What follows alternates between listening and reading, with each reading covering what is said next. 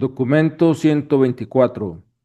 Los últimos años de la infancia de Jesús. Tomado de El libro de Orantía. Número 4. El duodécimo año. Año 6 después de Jesucristo. Este fue un año memorable en la vida de Jesús. Continuó haciendo progresos en la escuela y nunca se cansaba de estudiar la naturaleza. Al mismo tiempo, se dedicaba cada vez más a estudiar los métodos que la gente utilizaba para ganarse la vida. Empezó a trabajar regularmente en el taller familiar de carpintería y se le autorizó para que gestionara su propio salario, un arreglo bastante excepcional en una familia judía. Este año aprendió también la conveniencia de guardar en familia el secreto de estas cosas.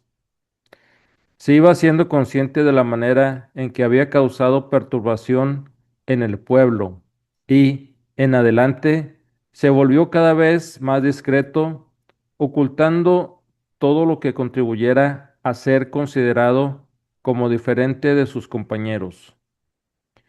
Durante todo este año experimentó numerosos periodos de incertidumbre, si no de verdadera duda, en cuanto a la naturaleza de su misión. Su mente humana, que se desarrollaba de manera natural, aún no captaba por completo la realidad de su doble naturaleza. El hecho de tener una sola personalidad hacía difícil que su conciencia reconociera el origen doble de los factores que componían la naturaleza asociada con esta misma personalidad. A partir de este momento, logró entenderse mejor con sus hermanos y hermanas. Tenía cada vez más tacto, se mostraba siempre compasivo y considerado por su bienestar y felicidad, y mantuvo buenas relaciones con ellos hasta el principio de su ministerio público. Para ser más explícito, se llevó muy bien con Santiago, Miriam y los dos niños más pequeños, Amós y Ruth, que aún no habían nacido. Siempre se llevó bastante bien con Marta. Los disgustos que tuvo en el hogar surgieron principalmente de las fricciones con José y Judá, en particular con este último. Para José y María fue una experiencia difícil encargarse de criar a un ser que reunía esta combinación sin precedentes de divinidad y de humanidad. Merecen que se les reconozca un gran mérito por haber cumplido con tanta fidelidad y con tanto éxito sus responsabilidades parentales. Los padres de Jesús comprendieron cada vez más que había algo sobrehumano en su hijo mayor, pero jamás pudieron soñar ni siquiera un instante que este hijo de la promesa fuera en verdad el creador efectivo de este universo local de cosas y de seres. José y María vivieron y murieron sin enterarse nunca de que su Hijo Jesús era realmente el creador del universo encarnado en la carne mortal. Este año, Jesús se interesó más que nunca por la música y continuó enseñando a sus hermanos y hermanas en el hogar. Aproximadamente por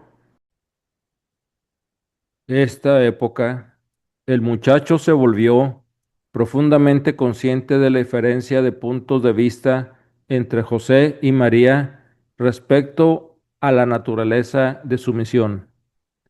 Meditó mucho sobre la diferencia de opinión de sus padres y, a menudo, escuchó sus discusiones cuando ellos creían que estaba profundamente dormido. Se inclinaba cada vez más por el punto de vista de su padre, de manera que su madre estaba destinada a sentirse herida al darse cuenta de que su hijo rechazaba poco a poco sus directrices en las cuestiones relacionadas con la carrera de su vida.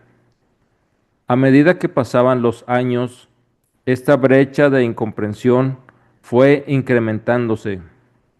María comprendía cada vez menos el significado de la misión de Jesús y esta madre buena se sintió cada vez más herida porque su hijo favorito no llevaba a cabo sus esperanzas más acariciadas. José creía cada vez más en la naturaleza espiritual de la misión de Jesús, y si no fuera por otras razones más importantes, de hecho, es una pena que no viviera lo suficiente como para ver realizarse su concepto de la donación de Jesús en la tierra. Durante su último año en la escuela, cuando tenía 12 años, Jesús manifestó a su padre su protesta por la costumbre hebrea de tocar el trozo de pergamino clavado en el marco de la puerta, cada vez que entraban o salían de la casa, y besar después el dedo que lo había tocado. Como parte de este rito, era costumbre decir: el Señor protegerá nuestra entrada y nuestra salida, de ahora en adelante y para siempre. José y María habían enseñado repetidas veces a Jesús las razones por las cuales estaba prohibido hacer retratos o dibujar cuadros, explicando que estas creaciones se podían utilizar con fines idólatras. Aunque Jesús no llegaba a comprender por completo la prohibición de hacer retratos y dibujos, poseía un elevado concepto de la coherencia y por eso señaló a su padre la naturaleza esencialmente idólatra de esta reverencia habitual al pergamino de la puerta. Después de estas objeciones de Jesús, José retiró el pergamino. Con el paso del tiempo, Jesús contribuyó mucho a modificar las prácticas religiosas de los suyos, tales como las oraciones familiares y otras costumbres. Muchas de estas cosas se podían hacer en Nazaret porque su sinagoga estaba bajo la influencia de una escuela liberal de rabinos, representada por José, el famoso maestro de Nazaret. Durante este año y los dos siguientes, Jesús sufrió una gran aflicción mental como resultado de sus constantes esfuerzos por conciliar sus opiniones personales sobre las prácticas religiosas y las diversiones sociales, con las creencias enraizadas de sus padres. Estaba angustiado por el conflicto entre la necesidad de ser fiel a sus propias convicciones y la exhortación de su conciencia a someterse obedientemente a sus padres. Su conflicto supremo se encontraba entre dos grandes mandamientos que predominaban en su mente juvenil. El primero era: sé fiel a los dictámenes de tus convicciones más elevadas sobre la verdad y la rectitud. El otro era: honra a tu padre y a tu madre, porque ellos te han dado la vida y la educación. Sin embargo, nunca eludió la responsabilidad de hacer cada día los ajustes necesarios entre la lealtad a sus convicciones personales y el deber hacia su familia.